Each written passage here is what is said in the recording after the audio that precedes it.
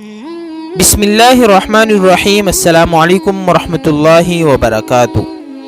والدہ کے نافرمان کو کلمہ بھی نصیب نہیں، یہ روایت ہے جس کو طبرانی اور بیہقی نے شعب الایمان میں بیان فرمایا۔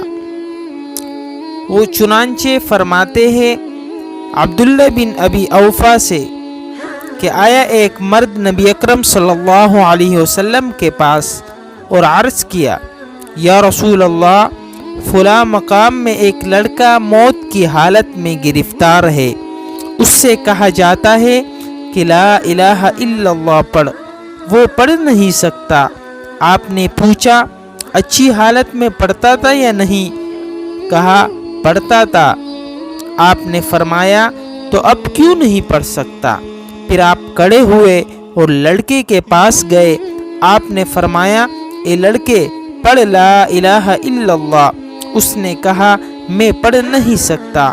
آپ نے پوچھا کیوں؟ اس نے کہا میں نے اپنی ماں کی بہت نافرمانی کی ہے۔ آپ نے پوچھا وہ زندہ ہے؟ اس نے کہا ہاں زندہ ہے۔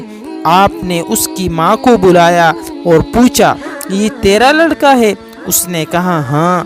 آپ نے کہا یہ بتا کہ اگر بہت سی آگ جلائی جائے اور تجھ سے کہا جائے کہ اگر تو اس کی سفارش نہ کرے گی تو اس کو آگ میں ڈال دیا جائے گا، تو کیا کرے گی؟ اس نے کہا سفارش کروں گی۔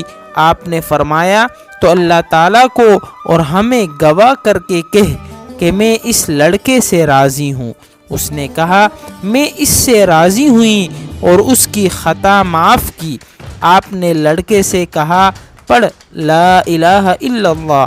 اس نے فوراً کہا لا الہ الا اللہ۔ پس فرمایا یا رسول اللہ صلی اللہ علیہ وسلم،